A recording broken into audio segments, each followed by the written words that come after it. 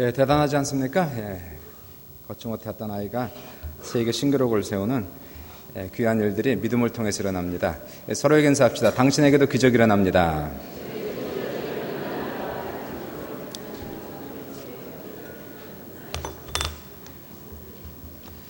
다시 한번 이렇게 인사하세요. 믿음과 순종으로 도약하세요.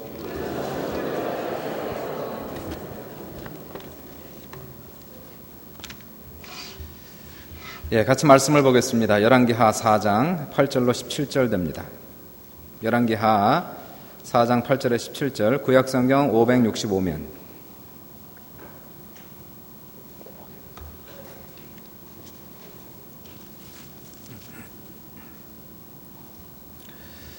예, 8절부터 17절 우리가 교독합니다. 8절 읽습니다. 하루는 엘리사가 수넴에 이르렀더니 거기에 한 귀한 여인이 그를 간권하여 음식을 먹게 하였으므로 엘리사가 그곳을 지날 때마다 음식을 먹으러 그리로 들어갔더라.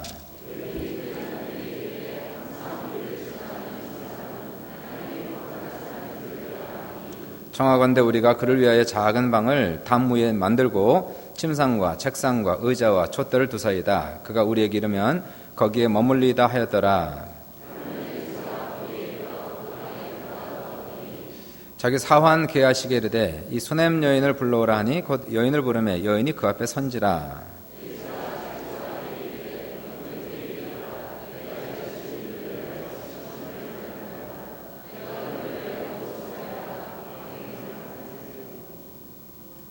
읽다 말으세요? 안 나와요? 왕에게나 사령관에게 무슨 구할 것이 있느냐 하니 여인이 이르되 나는 내 백성 중에 거주하나이다 하니라. 거기 가지고요. 14절 제가 읽습니다. 엘리사가 이르되 그러면 그를 위하여 무엇을 하여야 할까 하니 게하시가 대답하되 참으로 이 여인은 아들이 없고 그 남편은 늙었나이다 하니 엘리사가 이르되 한 해가 지나 이때쯤에 내가 아들을 안으리라 하니 여인이 이르되 아니로소이다. 내 주 하나님의 사람이여 당신의 계집종을 속이지 마옵소서 하니라. 엘리사가 여인에게 말한 대로 아들을 낳았더라. 아멘. 오늘 믿음과 순종의 사람 12번째 사람으로서 수넴 여인에 대한 말씀을 공부하고 은혜 받고자 합니다. 오늘 본문에 나오는 수넴 여인을 보시면요, 8절에서 어떻게 표현을 하고 있느냐면 귀한 여인으로 표현합니다. 따라해 보세요. 귀한 여인. 이 귀한 여인이라는 것은 그 해석을 해보면은 재산이 많은 여인 또는 신분이 높은 여인을 귀한 여인으로 표현했고요. 그래서 영어 성경을 보니까 well-to-do woman 이렇게 나오기도 하고 또는 prominent, 이 지위가 높은 prominent woman 또는 great woman, 위대한 여인 이렇게 표현을 하고 있습니다.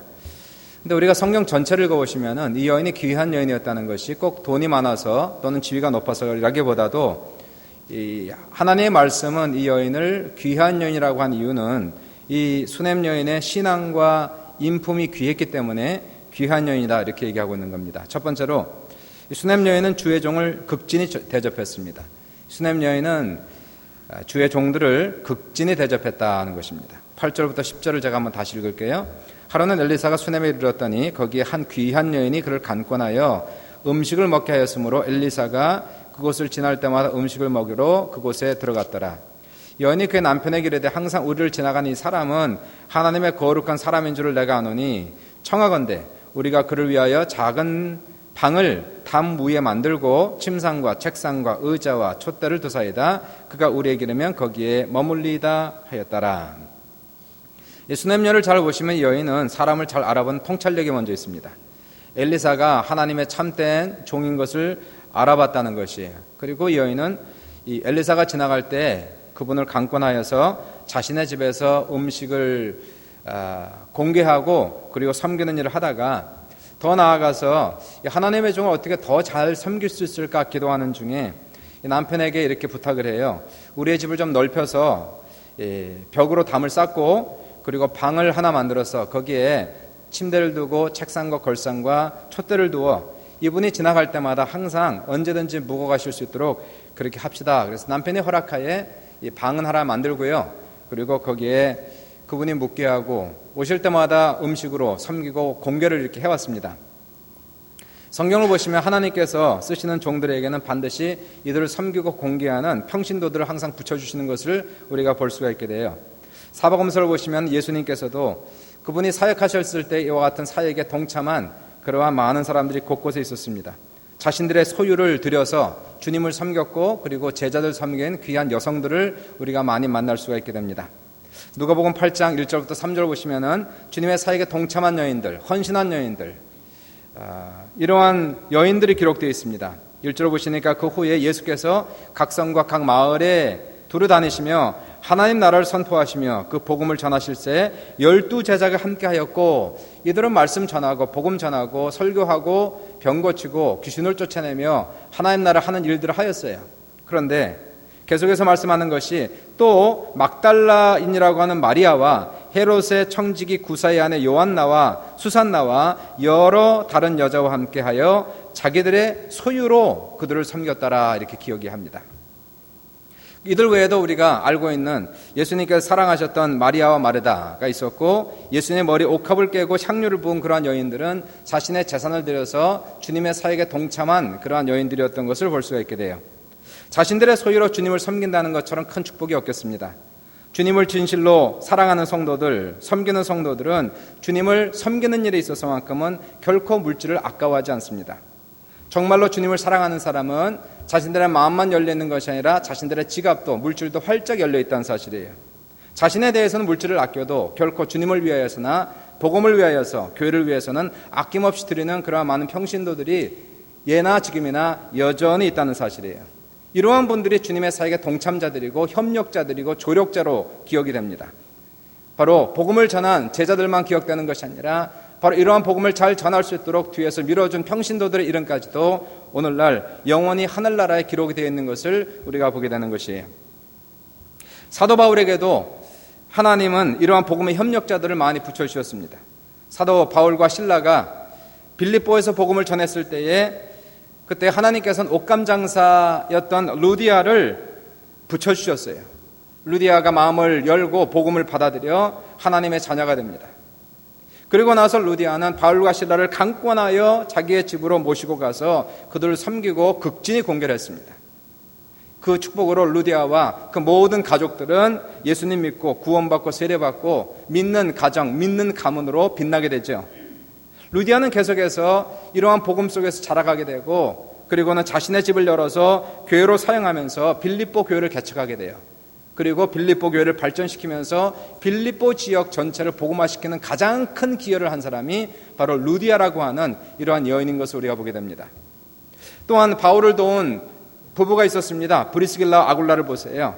이 두 사람은 바울을 하나님께서 붙잡아 쓰고 있다는 것을 분명히 알았습니다. 그래서 이 부부는 생명을 다해서 바울을 도와드리고 공개하고 기도하는 일에 힘을 썼던 거예요. 바울은 그들을 진심으로 감사드리면서 로마서 16장 4절에 이렇게 고백을 합니다. 이 두 사람은 내 목숨을 위하여 자기의 목이라도 내놓았나니 나뿐 아니라 이방인의 모든 교회도 그들에게 감사하느니라. 그러면서 교인들에게 명령하는 것을 이런 분들을 특히 귀히 여기라 이렇게 말씀하는 거예요.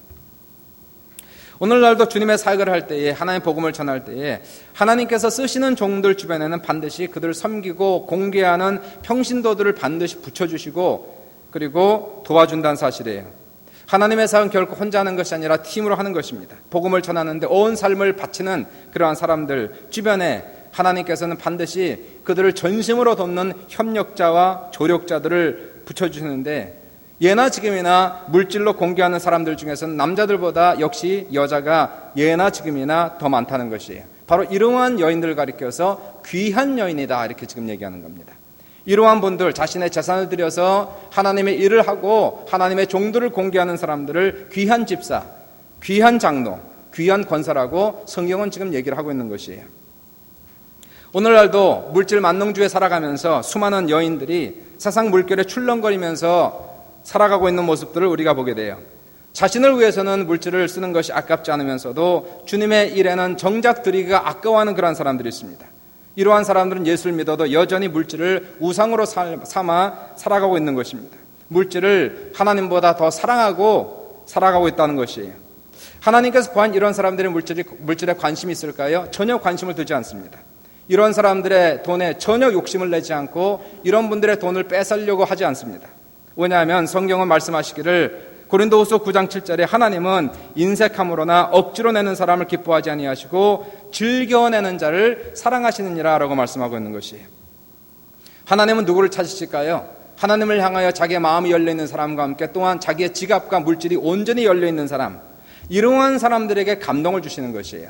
이러한 사람들에게 음성을 들려주시고 꿈과 환상을 주시고 하나님의 말씀을 주심으로 말미암아 순수하게 하나님의 음성을 듣고 순종하는 사람, 물질 세계에 있어서 하나님 앞에 전적으로 순종하는 사람들의 한 푼 두 푼을 모아서 하나님께서는 당신의 일을 해나가고 그리고 복음 사역을 완성시키는 모습을 우리가 보게 되는 것입니다. 하나님께서는 이와 같이 물질로 헌신하는 사람들을 사랑하시고 거기에 대한 대가와 축복을 반드시 해주신다는 것입니다. 마태복음 10장 41절 42절에 선지자 이름으로 선지자를 영접하는 자는 선지자의 상을 받는다. 의인의 이름으로 의인을 영접하는 자는 의인의 상을 받을 것이요, 또 누구든지 제자 이름으로 이 작은 자 중 하나에게 냉수 한 그릇이라도 주는 자는 내가 진실로 너희에게 이르노니 그 사람이 결단코 상을 잃지 아니하리라 하시니라. 목사가 상을 받을 때에 함께 받는다는 것이에요. 선교사가 상을 받을 때에 함께 받는다는 것이에요. 조력자와 협력자가 같이 똑같은 상을 받는다고 성경은 말씀하고 있는 것입니다. 물론 우리가 주님을 섬기는 것이 꼭 상 받기 위해서, 꼭 칭찬받기 위해서만 하는 것은 아닙니다. 상이나 칭찬은 따라오는 것이고 보너스인 것이죠. 주님께서 우리를 사랑하셔서 당신의 보혈을 주신 것에 너무나 감사해서, 죄사함의 은총이 너무나 감사하고 감격하여서, 내가 천국 갈 수 있다는 이 깨달음이 너무나 감사해서 우리는 생명을 들여도 아무런 상급이나 인정을 받지 못해도 여전히 똑같이 하나님 앞에 헌신하고 생명을 바치는 것이에요. 오늘 수냄 여인을 보십시오. 이분이 남편을 설득해서 엘리사를 극진히 섬기고 있지 않습니까? 엘리사는 하나님의 쓰임받는 하나님의 종이라고 얘기하는 것이에요. 사람을 제대로 보았습니다. 그래서 자신의 집을 넓혀서 방을 따로 만들어서 놓고 엘리사가 지나갈 땐 아무 때나 쉬어가게 하셨고 힘을 다하여 공개하는 수냄 여인을 보게 됩니다. 엘리사의 의식주, 그리고 그분이 평안하게 쉬도록 얼마나 세심하게 배려를 했는지 나중에는 엘리사가 미안할 지경이에요. 이분은 엘리사에게 기도 요청을 하지 않았어요. 예언해달라고 하지 않았어요. 단지 하나님을 하는 사람을 최선을 다해서 섬기는 것이 이 여인의 목적이었습니다. 엘리사가 너무나 이제는 미안할 지경입니다. 그래서 수냄 여인을 부르지요. 내가 이같이 우리를 위해 세심한 배려를 하는데 내가 너를 위해서 무엇을 하랴? 왕에게나 서령관에게 무슨 구할 것이 있느냐? 그들의 백이 필요하면 아무 때나 얘기하라는 겁니다. 그러면은 이루어진다는 사실이에요. 공수표를 준 겁니다. 수냄 여인이 이렇게 얘기하죠. 나는 내 백성 중에 거주하나이다. 쉽게 얘기하면은 저는 아무런 필요가 없습니다. 저는 지금 만족합니다. 저는 괜찮습니다. 뭘 바라고 하는 것이 아니었다는 것이에요. 오직 하나님의 일에 동참되기를 원했던 것이고, 바로 엘리사가 하나님의 일을 최선을 다할 수 있도록 뒤에서 협력하고 조력하는 것으로 자신은 행복하고 기뻐했다는 것입니다. 바로 이와 같은 사람, 순수한 마음으로 주님을 섬기는 사람, 순수한 마음으로 자신의 재산을 들여서 하나님의 일에 바치는 사람, 바로 이러한 여인을 가리켜서 귀한 여인이다, 지금 성경은 얘기하고 있는 것이에요. 서로 이렇게 인사합시다. 귀한 사람이 됩시다. 두 번째로 왜 수냄 여인이 귀한 사람이라고 얘기할까요? 그것은 위기의 상황에서 믿음으로 신속하게 행했기 때문이다 하는 것이에요. 이 여인이 귀한 것은 믿음이 귀한 겁니다. 그래서 great woman, 위대한 여인이다 이렇게 얘기해요. 위기의 상황에서 믿음으로 신속하게 대처한 여인, 이 여인이 수냄 여인이 됩니다. 수냄 여인은 본래 아이가 없었어요. 남편이 아이가 많아서 이제는 아이를 포기하고 살았습니다. 그래도 행복했어요. 그래도 만족했어요. 하나님의 뜻으로 받아들였어요. 그런데 엘리사 선지자가 너무 미안하니까 일방적으로 축복을 하는 겁니다. 수냄 여인에게 아들을 낳는 축복을 주시는 거예요. 한 해가 지나 이때쯤에 내가 아들을 안으리라. 수냄 여인이 아닙니다. 주 하나님 사람이요, 당신의 계집종을 속이지 마세요. 그런데 웬걸 과연 잉태하여 한 해가 지나 아들을 낳은 거예요. 참 얼마나 큰 축복입니까? 이 가정에, 아기가 없던 가정에 돈은 많고 그리고 명예도 있지만 아기가 없어요. 근데 아기를 낳았어요. 그런데요, 이 아기가 10살이 채 되지 않아서, 성경을 보니까 아직도 어립니다. 채 되지 않아서 밭에서 추수를 하는데 이 어린 아들이 아버지를 찾아 나갔다가 머리를 잡고는 내 머리야, 내 머리야 소리를 지르는 거예요. 그리고는 그 자리에서 엎어지는 겁니다. 늙은 아버지가 놀래가지고 사환을 시켜 아이를 얻고 어머니에게 데리고 가죠. 그리고 아이는 이 어머니의 무릎에 앉아갖고 소리를 지르다가 통증 속에서 결국은 죽어요. 이 외동아들, 늦둥이 아들을 잃은 어미의 마음은 과연 어땠을까? 제가 얼마 전에 동영상을 봤어요. 한 어머니가 간암에 걸린 4살짜리 아이를 데리고 왔습니다. 얼굴이 노랗게 떴어요. 키모를 받았고 머리가 다 없어요. 그리고 이분이 이제는 병원에서도 손노나입니다. 능력 있는 어떤 목사님의 기도를 받기 위해서 데리고 왔는데요. 그 동영상을 통해서 그 어머니의 눈빛을 보았고 그 어머니의 다급한 음성을 들었어요. 얼마나 그 눈빛이 간절한지, 얼마나 다급한지, 그 목소리가 떨리는 목소리로 제 아들을 위해서 기도해달라는 그 어머니의 눈빛을 보고 음성을 듣고 제가 울었어요. 너무 불쌍해요. 너무너무 불쌍한 거예요. 그 아이가 살았는지 죽었는지 모르겠습니다. 그 목사님이 그 아이를 위해서 간절히 기도해주는 그러한 모습을 보았지만은 참 얼마나 그 여인의 모습이 불쌍했는지요. 제 속에서 이러한 기도가 나오더라고요. 주님, 저에게 능력을 주셔서 저런 아이의 병을 고치게 하시고 저런 어머니의 마음을 위로할 수 있도록 주여 도와주소서. 간암에 걸려 죽어가는 4살짜리 아이를 안고 있는 이 어머니의 마음은 어떠했을까? 머리가 터져서 무릎에서 눈물을 흘리며 죽어가는 아들을 안았던 수냄 여인의 마음은 어떠했을까? 얼마나 참담했을까? 얼마나 통곡을 했을까? 통곡했을까요? 그런데 성경을 계속 읽어보니까 여기에 수냄 여인의 위대한 모습이 나오는 거예요. 여기에 수냄 여인의 귀한 모습이 나오는 겁니다. 성경을 읽어보면 이 어미가 울질 않습니다. 울 때가 아니라는 것이에요. 운다고 해결되는 것이 아니라는 것이에요. 운다고 죽은 아이가 살아오는 것 아니고, 운다고 문제가 해결되는 것 아니고, 지금은 행동할 때라는 것이에요. 이 여자는 사람을 보는 통찰력만 있을 뿐만이 아니고 환경을 잘 보는 통찰력과 순발력이 뛰어난 여인이었어요. 바로 이러한 위기의 상황이 닥쳤을 때에 그때 통곡하고 주저앉은 것이 아니고 이제서야 비로소 믿음이 발동하기 시작하는 것이에요. 수냄 여인이 침착합니다.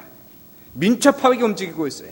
이러한 모습은 이 여인이 그동안 신앙생활을 잘 해왔다는 것이에요. 매주마다 예배를 드리고 예배를 쌓고 하나님과 관계를 쌓아놨기 때문에 이런 위기의 상황이 닥쳤을 때에 동분서지하지 아니하고 오히려 침착해집니다. 믿음이 발동하기 시작합니다. 그리고 민첩하게 행동하기 시작하는 수냄 여인의 위대한 모습을 우리는 성경 속에서 발견을 하게 됩니다. 먼저 아들을 안아요. 울지도 않고 이 아들을 빨리 하나님의 사람 엘리사의 방에 데리고 가서 침대에 눕혀놓습니다. 그리고 남편을 불러요. 사원을 그리고 나귀 한 마리를 데리고 오소서. 제가 빨리 하나님의 사람에게 다녀오겠습니다. 그랬더니 이 나이가 드신 남편이 얘기하기를, 아니 여보, 초하루도 아니고 안식일도 아닌데 어찌하여 그에게 나가고자 하느냐. 쉽게 얘기하면 오늘 주일도 아니고 수요일도 아닌데 왜 목사님 만나 목사님 피곤하게 하느냐, 그런 얘기예요. 남편은 상당히 수동적이었어요. 방관적이었어요. 이성적이었어요. 너무 무례한 것 아니냐라는 것입니다. 그러나 이 여인이 지금 예의를 따질 때가 아닙니다. 체면을 따질 때가 아니라는 것이에요. 이 여인이 체면이 없어서가 아니고 예의가 없어서가 아닙니다. 이 여인은 엄청나게 예의가 바른 여인이었어요. 에티켓이 정확한 여인이었습니다. 그러나 이러한 위급한 상황 속에서까지 체면과 예의를 따질 때가 아닌 것을 이 여인은 통찰력 있게 발견하고 행동으로 옮긴다는 것이에요. 수냄 여인이 이렇게 얘기합니다. 평안을 비나이다. 쉽게 얘기하면 잘 되기를 기도합니다. 그리고 나서는 나귀를 타고 달려갑니다.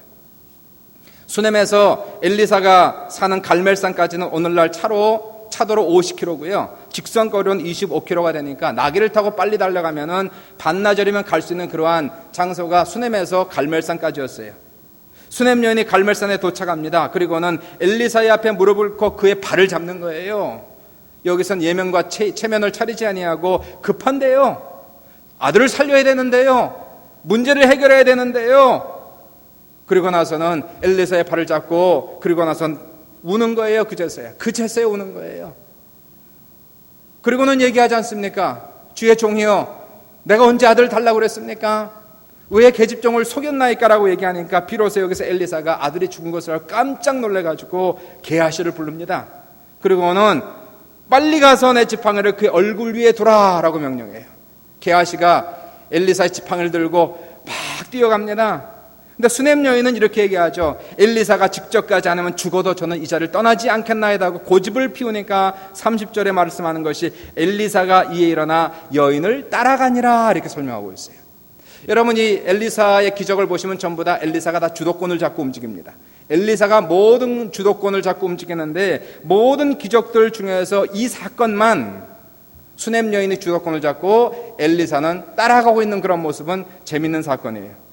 엘리사가 지금 여인은 앞서가고 그리고 엘리사는 허겁지겁 따라가고 있는 이 모습은 무엇을 얘기하고 있습니까? 바로 위급한 상황 속에서 우리가 적극적인 믿음으로 대처할 때에 하나님의 기적의 역사가 나타나는 것을 우리가 보게 되는 것이에요. 어떤 상황 속에서 우리는 기다리는 것이 아니라 하나님을 움직이는 힘이 있어야 된다는 것이에요. 하나님 앞에 나가서 간절히 기도하고 부르짖어 기도함으로써 우리가 방관하고 있는, 구경하고 있는 하나님조차도 바로 하나님이 일어나서 움직이게 하는 놀라운 믿음의 행동이 있으시기를 주님의 이름으로 축원합니다. 아니나 다를까 게하시가 도착했는데 엘리사의 지팡이를 죽은 아들 얼굴에 대어도 살아나지가 않는 거예요. 비로소 엘리사가 이르고 방에 들어가서 죽은 아위 위에 엎드려서 기도를 합니다. 눈은 눈에, 입은 입에, 손은 손에, 발은 팔에 대면서 한참을 기도하니까 아이가 조금씩 따뜻해져요. 엘리사가 다시 일어나서 방안을 왔다 갔다 하면서 기도하다가 다시 아위 위에 엎드려서 기도하니까 이번 아이가 7번 재채기를 하고 깨어나요. 엘리사가 수넴 여인을 불러서 아이를 돌려줍니다. 엘리사가 아마 큰일 날 뻔했다 그랬어요. 수넴 여인의 침착한 행동, 민첩한 행동, 이것으로 자기의 죽은 아들을 살리는 놀라운 기적을 체험한 것을 우리가 볼 수가 있게 되는 것이에요. 살아있는 믿음을 가진 사람은 갑자기 닥치는 위기 앞에 오히려 침착합니다. 어떻게 할 수 있을까요? 그만큼 신앙을 쌓았기 때문에 그런 것이에요. 예배 빠지지 아니하고 기도 생활에 게으르지 아니하고 하나님과의 관계에 정확하니까 위급한 상황이 올 때 하나님께서 그 마음을 붙잡아 주시는 거예요. 흔들리지 않는 거예요. 오히려 침착해지는 것이에요. 그리고 문제를 해결할 수 있는 지혜를 받아서 믿음으로 행동할 때에 죽은 자를 살리는 놀라운 기적의 역사가 여러분에게 넘치시기를 주님의 이름으로 축원합니다. 성경 속에 참 수넴 여인은 아름다운 여인이에요. 귀한 여인이고 본받기 원한 여인인데 또 다른 한 여인이 나옵니다. 아름다운 여인 아비게일이 나와요. 이 아비게일이라는 여인은 참 아름다운 여인입니다. 수넴 여인처럼 지혜롭고 신속하고 민첩하게 일처리하는 그러한 여인이에요. 이 아비게일의 남편의 이름이 나발이라고 하는 사람이고, 나발은 그 이름 자체가 미련한 사람이란 뜻이에요. 정말 미련합니다. 미련하고 이기적이고 구두쇠가 나발이었어요. 이 나발의 동물들, 나발의 모든 소유들이 들판에서 양들과 소들이 있을 때에, 그때에 다윗이 왕이 되기 전에 그의 군대와 함께 같이 들판에 있으면서 나발의 모든 소유를 지켜주었어요. 보호해 주었어요. 한 번은 다윗이 소년 2명을 나발에게 보내어서 먹을 것을 구하러 갔는데, 이 나발이 미련하게도 다윗을 저주하고 모욕하는 겁니다. 아니, 다윗이 도대체 누군데 내가 그에게 먹을 것을 주느냐? 그 사람 혹시 주인에게서 도망난 불량배 아니냐? 이 소리를 듣고 나서 다윗이 참질 못하는 거예요. 이 모욕을 받고 나서 칼을 차고 자기의 모든 군대 칼을 차라! 그리고는 말을 타고 떠납니다. 나발과 그 집에 사는 모든 남자를 죽이기 위해서 떠나요. 이 소식을 나중에 자기의 종들을 통해서 아비게일이 듣는 거예요. 자기 남편에게 말하지 아니하고 급하게 많은 음식을 준비를 해가지고 나귀에 싣고 그리고 종들과 함께 다윗을 맞이하기 위해서 가는데, 아니나 다를까 멀리서 보니까요 다윗이 온 군대를 끌고 내려오는 거예요. 아비게일은 나귀에서 내려가지고 다윗의 발 앞에 무릎을 꿇고 절을 하며 용서를 구합니다. 주여 용서하소서. 나발은 그 이름대로 어리석은 자입니다. 이 여정은 당신이 보낸 소년들이 올 때에 보지도 못하였고 듣지도 못하였나이다. 앞으로 당신은 이 나라의 왕이 될 사람인데 나발 한 사람의 어리석음으로 인하여 수많은 사람들의 무지한 피를 흘린다면 이것은 나중에 후회하는 일이 오니 그러한 일이 없게 하옵소서. 다윗이 아비게일의 이 논리정연한 지혜로운 침착한 말을 듣고 나서는 그 여인을 칭찬을 해줘요. 하마터면 잘못했으면 나의 분노로 인하여 수많은 사람의 피를 흘릴 뻔했구나. 그리고 청을 받아들이고 음식을 받아들고 돌아갑니다. 아비게일이 집으로 돌아와 보니까 나발이 잔치를 벌이고 술에 취해서 정신이 없어요. 어떻게 했을까요? 아비게일은 가만 놔둡니다. 술 취한 사람 얘기해봐야 도움이 안 되니까 가만 놔둬요. 다음날 아침에 나발이 술이 이제 깨기 시작하니까 아비게일이 나가서 자초지정을 설명하니 나발이 충격을 받아가지고 간이 굳어지면서 열흘 내에 죽어버린 거예요. 그리고 나서 다윗은 아비게일을 자신의 아내로 맞아들이게 됩니다. 보세요. 환란 때의 위기 때에 지혜롭게 신속하게 민첩하게 행동함으로 아비게일은 수많은 사람의 목숨을 살려냈어요. 그리고 아비게일은 후에 왕비가 되는 놀라운 축복을 누리게 되는 겁니다. 신앙생활을 하다 보면 두 종류의 때가 옵니다. 기다릴 때가 있고 행동할 때가 오게 돼 있어요. 하나님께서 기다려라 할 땐 기다리셔야 됩니다. 그때는 꼼짝 말고 한마디도 내지 말아야 돼요. 이 폭풍이 지나갈 때까지 하나님 앞에서 앉아 기도하며 기다리며 가만히 있어야 됩니다. 누가 뭐라 그래도 움직이면 안 됩니다. 그러나 때가 오면 주님께서 움직여라 할 때가 있어요. 그때는 움직여야 되는 거예요. 그때 앉아있으면 다 망하는 겁니다. 움직여라 그럴 때는 지혜로 구하면서 신속하고 침착하고 용기 있고 확실하게 일처리를 해나가야지만이 여러분의 문제가 해결되는 것을 반드시 기억해야 됩니다. 그러면 기다릴 때하고 움직일 때하고 어떻게 합니까? 그 두 상황을 분별하는 것을 가리켜서 지혜라고 얘기하는 것이에요. 이 지혜는 하나님과 올바른 관계를 맺고 있을 때에, 늘상 신앙생활을 쌓고 있을 때, 기도가 찼을 때에, 우리가 예배를 늘 드리고 있을 때에 하나님께서 지혜를 주심으로 말미암아서 이 상황을 분별하게 하시고 그리고 신속하게 대처함으로 이러한 위급한 상황을 극복하게 하신다는 사실이에요. 여러분의 삶 속에서 지금 기다려야 될 때입니까? 기다리세요. 앉아 계세요. 말하지 마세요. 침묵하세요. 기도만 하세요. 하나님을 기다리세요. 그러나 지금 결단하고 행동해야 될 때입니까? 그렇다면 빨리 일어나세요. 믿음으로 행하세요. 신속하게 결단하고 행동할 때에 바로 놀라운 하나님의 기적의 삶이 여러분에게 넘치시길 주님의 이름으로 축원합니다. 분별이 잘 안 됩니까? 그러면 지혜를 달라고 기도하세요. 야고보서 1장 5절에 너희 중에 누구든지 지혜가 부족하거든 모든 사람들에게 후히 주시고 꾸짖지 아니하신 하나님께 구하라 그리하면 주시리라고 말씀을 주시고 있는 것입니다. 모든 사람의 상황이 틀리지만 하나님 앞에서 우리가 수냄 여인과 같은 이러한 귀한 삶을 살아가는 우리 모두가 되시기를 주님의 이름으로 축원합니다. 수냄 여인이 왜 귀한 여인입니까? 성경은 이 여인을 귀한 여인이다라고 얘기하고 있어요. 수냄 여인은 주의 종을 자신의 재산을 들여 대접한 귀한 여인이었어요. 더 나아가서 믿음으로 침착하게 행동함으로 죽은 아들을 살린 귀한 믿음을 가진 여인이었어요. 이 수냄 여인이 받은 축복을 한번 보십시오. 하나님 앞에 귀한 사람이 됐을 때 얼마나 큰 축복을 받았는지. 늙은 나이에 아들을 얻었습니다. 그리고 죽은 아들을 부활하여 살렸습니다. 더 나아가서 평생토록 재정의 복을 누리면서 살아가는 것을 볼 수가 있게 됩니다. 열왕기 하 4장은 수냄 여인에 대한 이야기인데요. 이것을 끝나는 것이 아니라 8장을 가시면은 수냄 여인의 또 다른 하나의 간증으로 이야기가 마치게 되는 것이에요. 8장을 보시니까 수냄 여인이 이스라엘 땅에 흉년이 임하면서 흉년을 피하여서 다른 지역으로 가서 8년을 살다가 자기 고향으로 돌아오는 거예요. 고향으로 돌아와서 수냄 지역으로 가서 자기의 살던 집을 가니까 아니 다른 놈이 살고 있는 거예요. 자기의 갈던 땅을 보니까 다른 사람이 땅을 갈고 있는 거예요. 내 땅이라고 그러는데 아니라는 거예요. 뭐 디드도 없고 아무것도 없죠. 그 당시 뭐가 있겠습니까? 아무것도 없어요. 이걸 다시 차지할 수 있는 능력이 없는 겁니다. 그래서 이것을 호소하기 위해서 누구에게 찾아갑니까? 왕에게 찾아가는 거예요.